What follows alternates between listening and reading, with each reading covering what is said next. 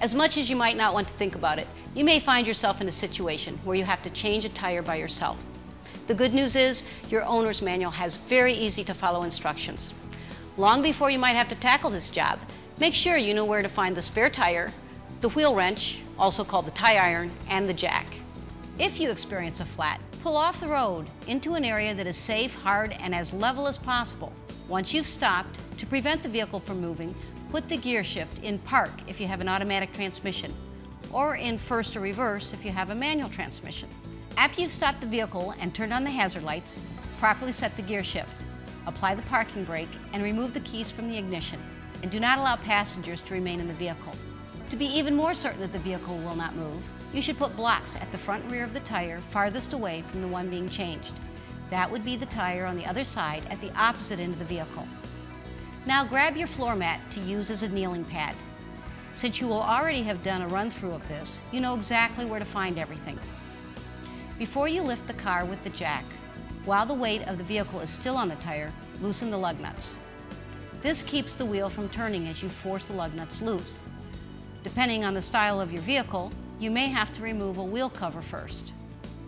Turning the lug nuts left loosens them. Turning them right tightens them. So just remember, left is loose, right is tight.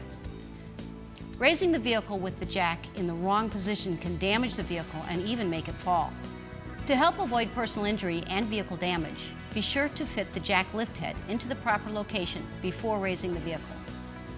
Never get under the vehicle when it is supported only by a jack. Your owner's manual will have the specific location where to place the jack. Turn the jack handle clockwise to raise the vehicle. Raise it far enough off the ground for the spare tire to fit underneath the wheel well. Remove all wheel nuts and take off the flat tire. Remove any rust or dirt from the wheel bolts, mounting surface, and spare tire. And place the spare tire on the wheel mounting surface. Put the lug nuts back on with the rounded end of the nut toward the wheel. Remember, right is tight, so turn them towards the right. Tighten them just enough to make sure they're snug. If you try to tighten them more, the wheel will spin. When the nuts are on the lugs securely, slowly lower the jack. Once the vehicle's full weight is on the spare, tighten the lug nuts, following a crisscross pattern until all the nuts are fully secured.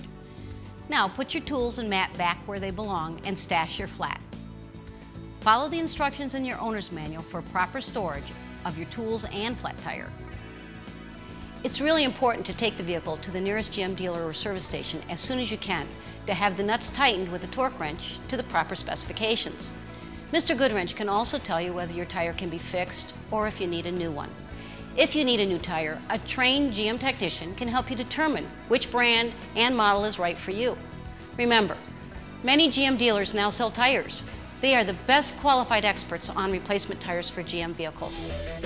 To keep your tires in top operating condition and to get the proper new tires when you need them, just see Mr. Goodwrench at one of the nearly 7,000 GM dealers nationwide.